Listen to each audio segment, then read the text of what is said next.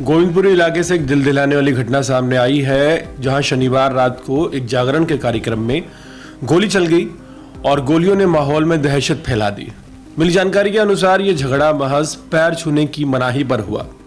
पैर छूने के लिए कहा गया, एक शख्स ने मना कर दिया और खूनी फायरिंग में ही पूरी वारदात बदल गई। दरअसल जो वारदात है वो नेहरू कैंप इलाके में रात करीब 1 से 1:30 बजे के बीच हुई। जागरण चल रहा था, उसी दौरान स्थानीय बदमाश अब्दुल कादिर उर्फ लल्ला अपने साथियों के साथ पहुंचा और लोगों ने बताया कि उसने 24 वर्षीय राजकुमार से कहा कि उसके पैर छुए। राजकुमार ने इनकार कर दिया। इतनी सी बात पर वो इतना ज़्यादा भड़क गया कि एक गोली उसकी छाती में मारी और उसके पैर में मारी। अमन नाम के एक शख्स के कोहनी में गोली लगी। राजकुमार के भाई के अनुसार उसने कहा कि पैर छूने के लिए कहा गया। जब उसने बाकायदा नमस्ते किया लल्ला को, लेकिन उसने कहा कि भाई पैर छू, लेकिन पैर छूने से जब मना कर दिया तो 3 राउंड फायरिंग हो गई। सबसे बड़ा सवाल जो इस पूरी वारदात के बाद सामने आया है वो ये है कि हाल फिलहाल जो राजकुमार है उसकी हालत काफ़ी ज़्यादा गंभीर है। उसे हॉस्पिटल में भर्ती कराया गया है। पुलिस ने मौके पर पहुंचकर अब्दुल कादरी की तलाश शुरू कर दी और दावा भी किया जा रहा है कि 2 घंटे में उसे गिरफ्तार कर लिया गया। लेकिन इस पूरे मामले में जो सवाल खड़े हुए हैं वो बड़े हैं कि दिल्ली जैसे शहर में जहां हर गली में पुलिस की मौजूदगी का दावा किया जाता है, पुलिस पेट्रोलिंग का दावा किया जाता है, वहाँ इतने लोगों के सामने जागरण के अंदर आकर अब्दुल कादरी नाम का एक शख्स, जिसको लल्ला नाम का बदमाश कहा जा सकता है और कहा जाता है, वो कैसे सिर्फ पैर छूने की बात पर 2 युवकों को गोली मार देता है, जिसमें से एक के कोहनी में गोली लगी है और दूसरी छाती की और टांग में गोली लगी। सबसे ज़्यादा हैरानी की बात यह है कि जो स्थानीय लोगों का दावा है कि ये जो लल्ला नाम का बदमाश है कि ना सिर्फ शातिर वारदातों को अंजाम देता है बल्कि हफ्ता वसूली करता है, लोगों को डराता धमकाता है और ये सभी जो चीज़ें हैं कहीं ना कहीं प्रशासन की नज़र में भी हैं।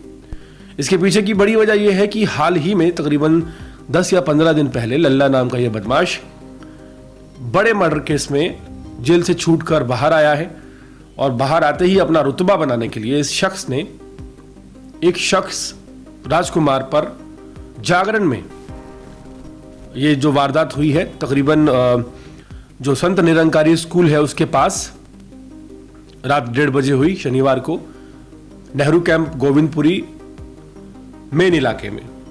और ये दर्शाती है कि किस तरह ये जो लोग हैं अपराधी प्रवृत्ति के, इनके लिए कानून नाम की कोई चीज़ ही नहीं है। एक बड़ा अपराध करके ये बाहर आते हैं और अपना रुतबा फैलाने के लिए किसी पर भी गोली चला देते हैं। अब यहाँ पर जो बड़े सवाल खड़े हुए हैं वो ये हैं कि जो दावा बहुत बड़ा दिल्ली पुलिस की तरफ से किया गया था कि ऑपरेशन आगाज चलाया गया कई बड़े डिस्ट्रिक्ट्स